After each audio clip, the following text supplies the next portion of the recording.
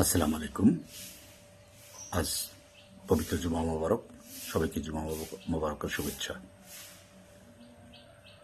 আজ সেই ভয়াবহ 21শে আগস্ট, যে আগস্টে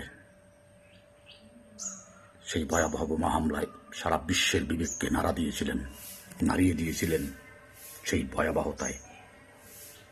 কিন্তু তৎকালীন সরকার সেটাকে তুচ্ছ-তাচ্ছিল্য করে এমন একটি পরিবেশ সৃষ্টি করেছিলেন যে অভিযোগপত্রটা পর্যন্ত থানায় নিতে দেয়নি।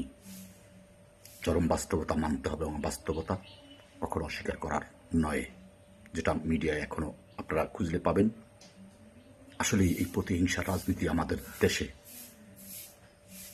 ৭৫ পরবর্তী যেভাবে আমাদেরকে ঘিরে ধরেছে, তাতে করে ক্ষতিগ্রস্ত হচ্ছে প্রতিটা সংগঠনের কর্মী সমর্থকরা। অর্থাৎ তারা জীবন দিচ্ছে, পঙ্গুত্ব বরণ করছে শুধু দলের হাইকমান্ডের ভুল সিদ্ধান্তের কারণে। আজ সেই ভয়াবহ 21শে আগস্টের কিছু স্মৃতিচারণ আপনাদের সামনে তুলে ধরি, কারণ সেখানে আমিও ছিলাম। হয়তো সেই 21 জন মৃত ব্যক্তির ভিতরে আমিও সামিল হতে পারতাম। হয়তো খোদা তাআলা আমাকে বাঁচিয়েছেন ঠিকই, কিন্তু তরতাজা 21টি প্রাণ সেদিনকে এই ভয়াবহ বোমা হামলায়, সেই মৌলবাদীদের সেই হামলায় নিহত হয়েছিলেন 21 জন। আসলেই আমরা এই স্বাধীন দেশে কোনো হামলাই আমাদের জন্য কাম্য নয়, এবং আমরা চাই না।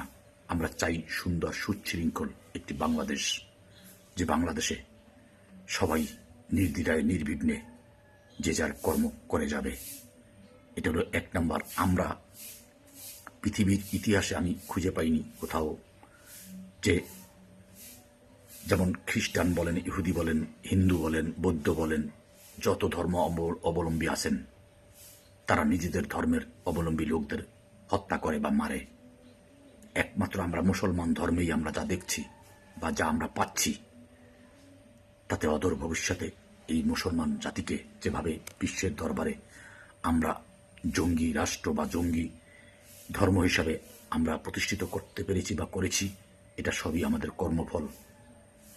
আসলে আমাদের যে যার জায়গার থেকে এই ক্ষমতার জন্য, মানুষের তৈরি কাগজের টাকার জন্য আর এই ক্ষমতার জন্য আমরা যে এতটাই পৈশাসিক আচরণ করি বা এতটাই নির্দয় হয়ে যাই, তাতে ক্ষতিগ্রস্ত হয় এই দল করতে গিয়ে সাধারণ কর্মীরা।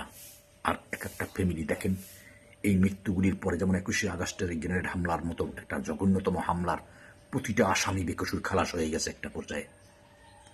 আপনারা দেখেন, লাভবান হয়েছেন কিন্তু সেই দল, যে দলগুলি এই হামলা করেছেন, আর জীবনগুলি ঝরেছে কিন্তু সাধারণ কর্মীদের, সমর্থকদের। আমরা এই কালচার থেকে বেরিয়ে আসতে চাই। যাই হোক, অনেক কথা বললাম, ভুল ত্রুটি ক্ষমা দৃষ্টি চোখে দেখবেন।